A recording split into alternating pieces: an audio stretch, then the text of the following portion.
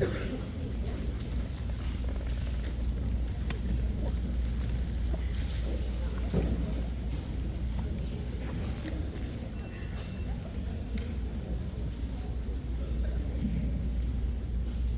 would like to offer an apology for some of the things that have been going on here tonight. They are not nice things, and they are not right things. And I would like to state, guarantorically, that we do not want any children who might be here in the crowd watching this tonight to go home and try any of these things out for themselves. Of course, I'm talking about reading books. It is not normal for children to act in this manner. It stunts the brain, makes kids ugly, stinky, fatty, sweaty, betty, boring, gaseous, and crucially, it creates varshness of the mind. We do not condone any of these activities under any circumstances, and we do so utterly without reservoirs.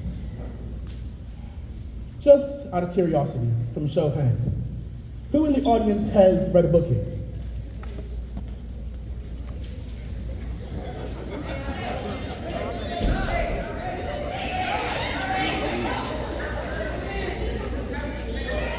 Yes, you, sir, in the black shirt. What's your name? Well, Caleb, don't take this the wrong way, but bookworm, stupid little bookworm, read all the books like a stupid little bookworm. You read books like a worm. Worms are stupid. You're a swarm. Now, while that might not stop Caleb from reading books, he will never raise his hand in the theater ever again. Ladies and gentlemen, may I present to you the pinnacle of our species, the very reason we even bothered evolving from unicorns in the first place.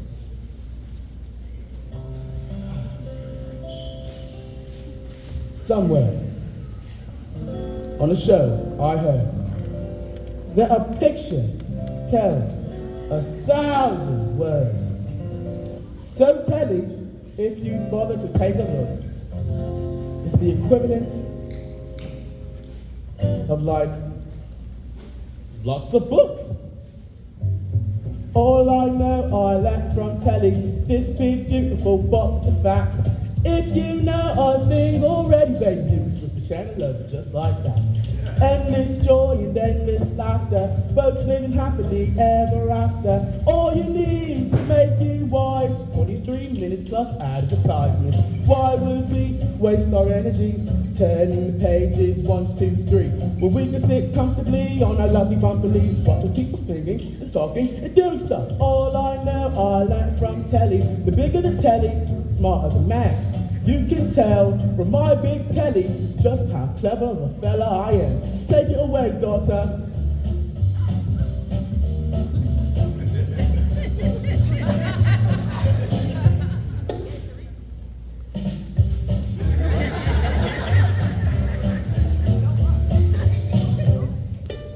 You can't learn that from a stupid book.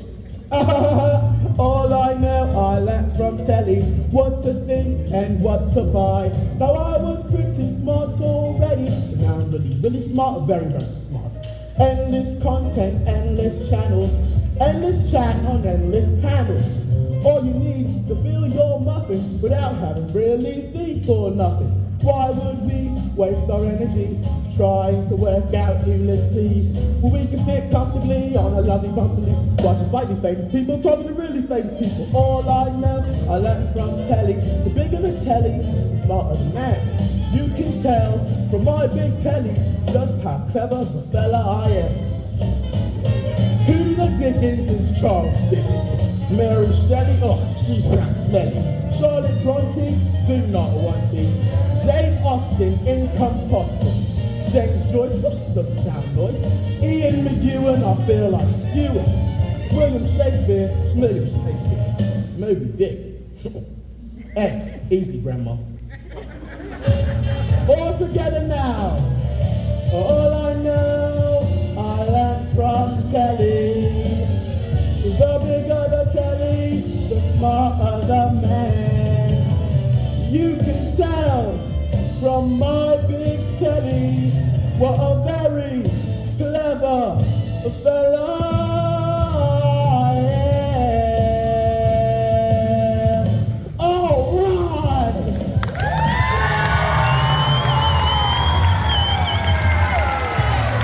The King of New York, William Mason.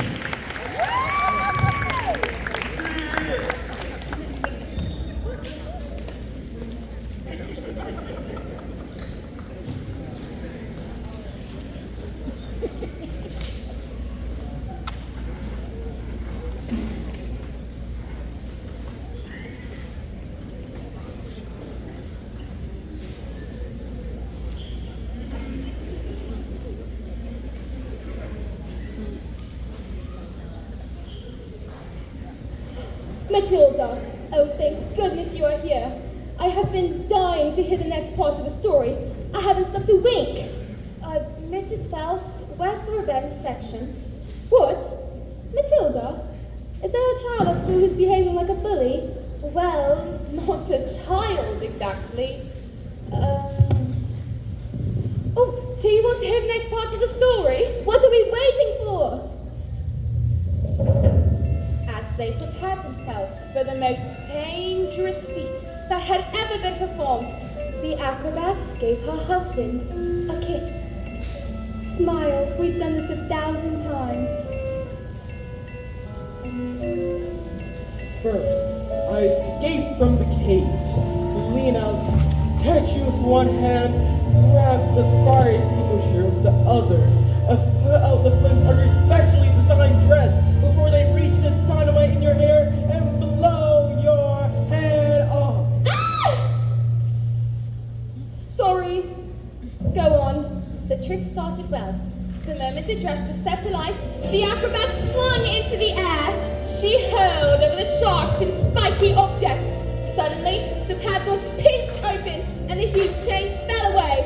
The door flung open and the escapologist reached out to catch his wife and the child. Oh, I can't look. He grabbed her hand and suddenly the flames are covered in foam before they can both be blown to pieces. Hooray! So the story does have a happy ending. No, No. no. The escapologist used just a touch too much foam, and suddenly their hands became slippy, and she fell. Did she survive? She broke every bone in her body, except the ones at the ends of her little fingers. She lived long enough to have their child. Love our daughter with all your heart. She's always ever wanted. And then she died. And then things got worse. Worse? Oh no. Matilda, they cannot get worse. I'm afraid they did, because the escapologist was so kind that he never blamed the evil sister for what happened. In fact, he asked her to move in to help look after his daughter.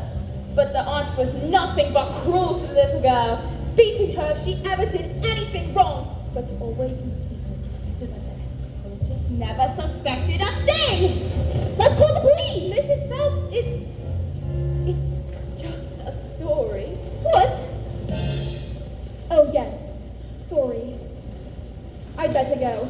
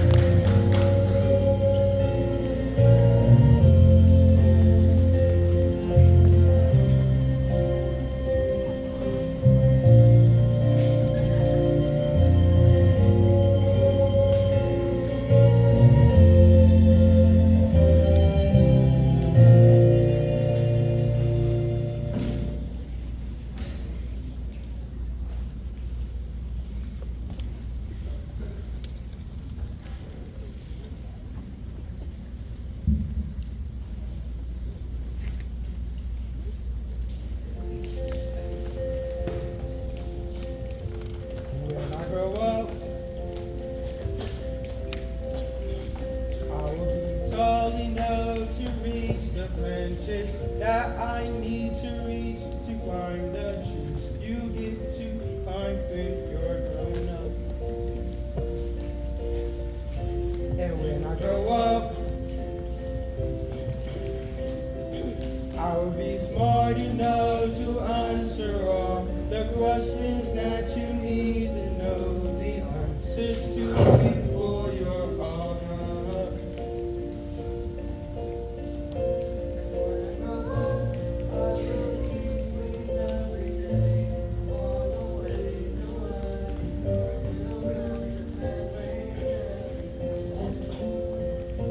And I will wake up when the sun comes up, and I will watch cartoons until my eyes go square. And I won't care, 'cause I'll be all grown up.